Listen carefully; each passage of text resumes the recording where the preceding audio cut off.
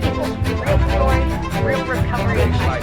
People's pronouns and how to address them are important in their identity. When I don't see this, Even if it's not a recovery, it's real stories, real stories, real recovery.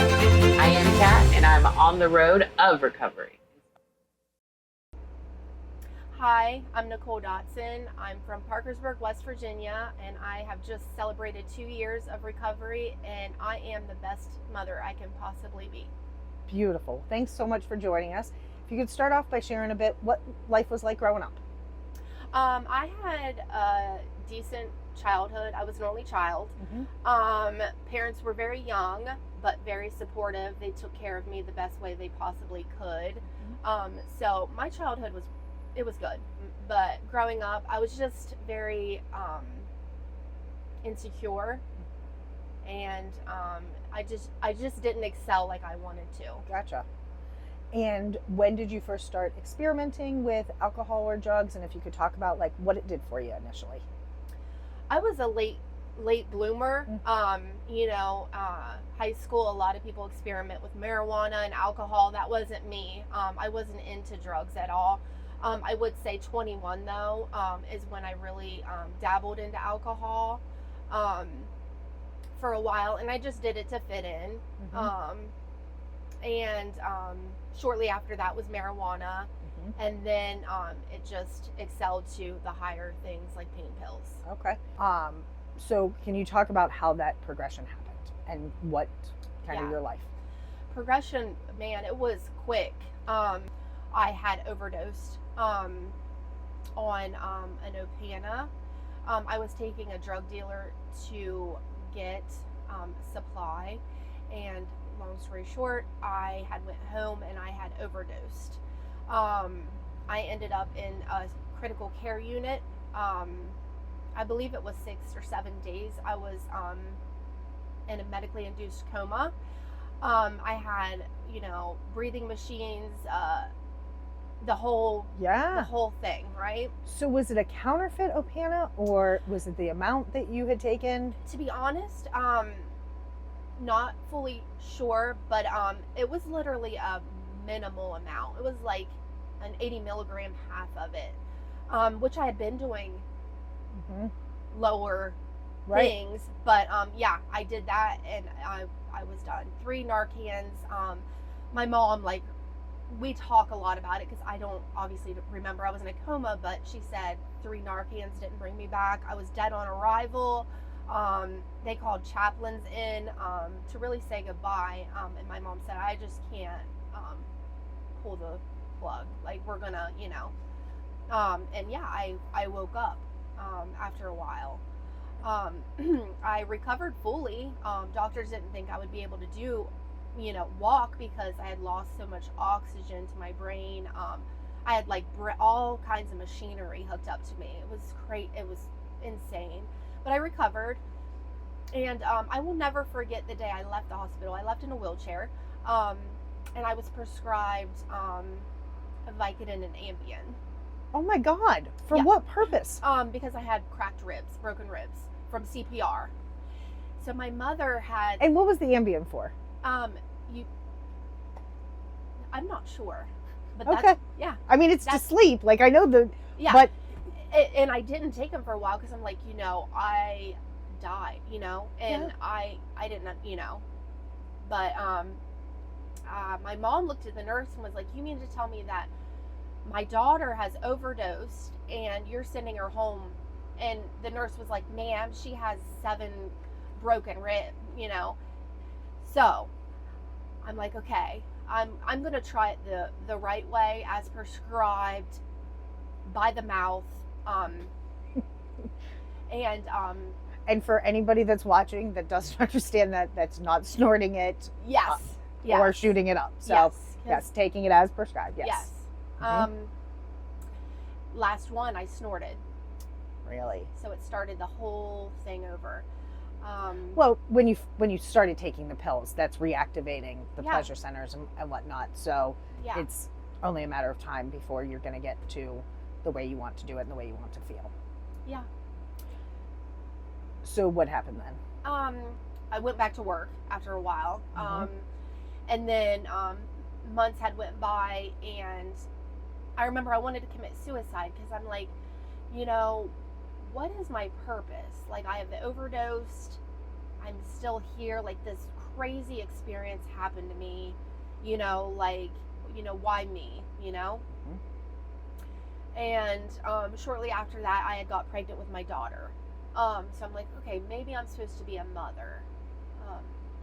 So, like I said, I quit taking pills. I had my daughter, and then I got prescribed Percocets. So, and then it was just game over. Back to the everyday use. Okay. So if you can talk about, you're a new mom, you've got these Percocets. What's life like for the next couple of years for you? For the next couple of years, pretty good. I went back to work, you know, but it just got bad. It got bad fast. Okay. And then, you know, as every opiate user says, you know, shortly they die off and they're too expensive, so let's switch to heroin. Which I was like, I'm not going to be that person to do heroin. You know, I you know, but I did after a while because I was just so dope sick that I had to have something. So okay. Yeah. And then I started like living the street life. You know, catching charges. So I caught my first charge in 2017 for trafficking. Caught another one shortly after. And then they just piled on me. Okay. Did CPS become involved at any point? No. Really? No. Not with any of the charges? No. Nothing? How about your parents, your mom? Did they say anything of, hey, this is not okay, or hey, you need to get some help, or hey, my granddaughter needs a different home?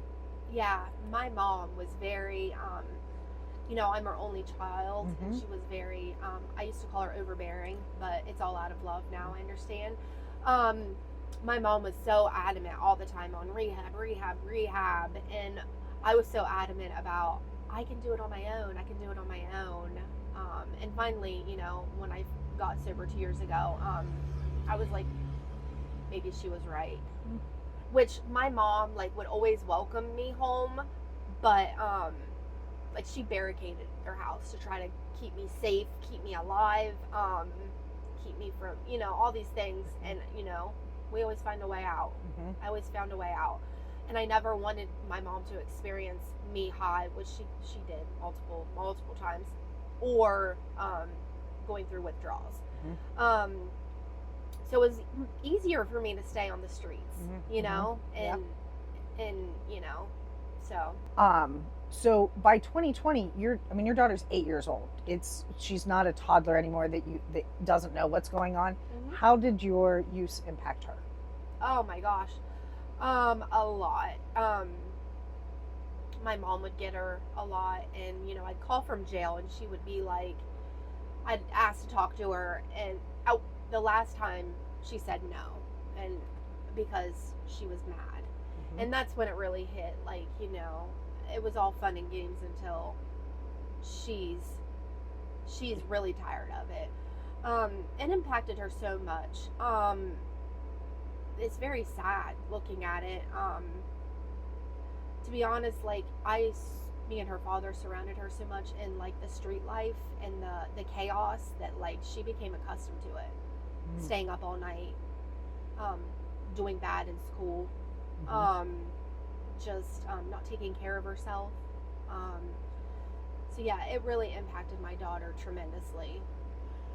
And being able to see that when you're in it is almost impossible, because you're living that life and it's survival, and you're teaching her survival is the only thing that you need to worry about. Yeah. So what happened that you decided to get sober? Well, I had a son. Oh, exciting. So, yeah.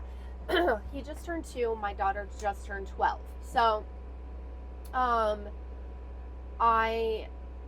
went to prison, and I got released in 2020, off everything. Okay. So then I'm like, okay, nothing's over my head, you know, whatever. Well, I thought I was cool. You know, I got this prison number. I was cool. I went back and got more trouble. It was just insanity. Then I got pregnant with my son, and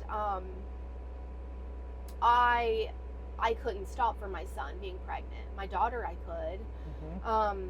So my son was born addicted, August 28th, 2022.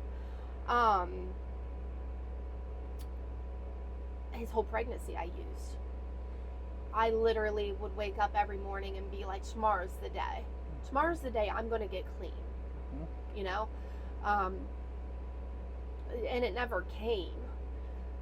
Well, you have that physical addiction. It is, I mean, the mental piece is also very, but I mean, you're dope sick if you're not using. And the knowledge that if you take just this little bit, you will feel better and you will be functioning again.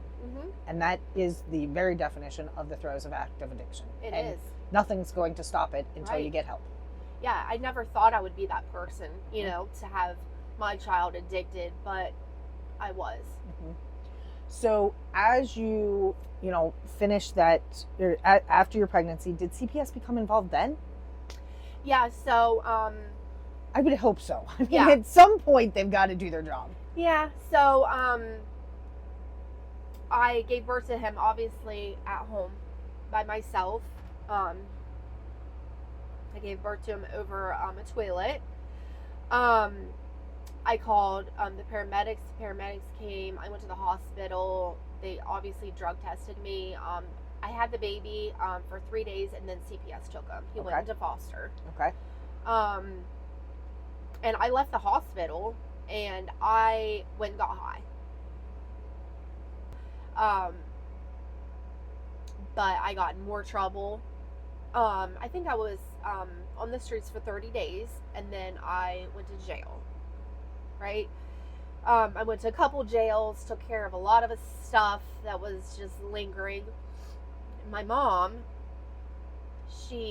every time I would be in jail, which countless amounts of times, so many times, different jails, she would always tell me, is this your rock bottom? And of course, I'm going to say yeah, because at the time I think that it is. But this last time, I was like, I think that this might be it. So some miracle happened that so many counties had worked together to let me come to treatment. I prayed and I prayed and I prayed. And I was able to go to rehab. First, I was very nervous. I was scared. I didn't know what to expect. Right. But I dove in. I did what I was supposed to do, and I learned a lot. A lot of Jesus. It really helped me. It was life-changing for me. Yeah. So how long were you in residential for? 90 days. Excellent. That is incredible. So good. Yeah. After the residential, what do you do? I went to sober living.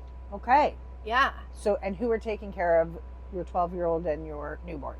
The newborn was still in foster. Okay. 12-year-old was with her dad. Okay. So they're taken care of, and you could get to go into sober living. Mm-hmm. What did you do to be able to really start building your foundation then? I still dug in at IOP. A lot of 12 steps, 5 to 7 meetings a week in church, and it really helped. Especially going to meetings with older people. I learned a lot. Awesome. Yeah. And what about building a sober support? New people. You said, oh man, yeah. I have the best support system I've ever had. So if you could talk about a challenge that you've experienced in recovery and how you work through that. CPS put me in a program kind of like drug court. It's called Family Treatment Court, 12 months, extensive, which most of it I was in residential and sober living. But there's 5 milestones before you graduate.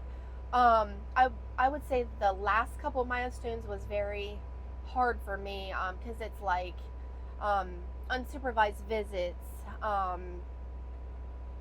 finishing up your parenting classes, and a lot of things. But It was and a in challenge. 12 months, that's not very long either. Yeah. And it's extensive. Like, you got to screen, call your caller. You have to do class. It was a lot. Mm-hmm. But that was another sober support for me. They still check on me to make sure. They still see me on Facebook doing good. At first I'm like, I don't want to do this year-long thing. Like, but it was life-changing for me. And they, my son came back for his first birthday. That is super cool. Yeah. That's wonderful. Yeah. So, you put together a year, you get your son back. What about your daughter? My daughter, we have like shared, which she really comes over when she wants, but I get her like on the weekends and on Wednesday and just any other time. She'll just call and be like, Mom. She loves the fact I can pick up the phone and not lie to her. Well, that's awesome. So in 2 short years, that's a remarkable time to really have created the life that you have. That momentum is incredible. How about your relationship with your parents? How did you repair and rebuild those? Oh my gosh. My mom, like, she is amazing. She has literally been there for everything. Like, and she's so proud. Repairing, it was just like the trust thing, I don't think I just celebrated 2 years. I think that she's finally put her wall down and can trust me. That's was my number one thing. Will I ever get it back? The first year, very proud, she lets me know, which is good, that she's proud of me, because I have overcame so many challenges and obstacles. And I persevered through all of them. And it's finally good to have a good relationship, because I haven't had it for 10 plus years with her. Right. Yeah. Okay, so we all have bad days. We have things that life throws at us. What is your go-to either Bible verse, cliche, saying that just resonates for you? I know this is weird. Proverbs 26:11. Okay. As a dog returns to its vomit, so a fool repeats his foolishness. My go-to. I love it. No, it's yours. Yeah. That's beautiful. Yeah. I love that. That's great. That's a good one. It is. And unique too. Uh-huh. So, well, this has been incredible. You have such an amazing story of redemption, resiliency, and discipline. That's a piece that a lot of times people don't talk about. Right. And that's the only way we change. Yeah. So thank you so much. You're welcome. Thank you.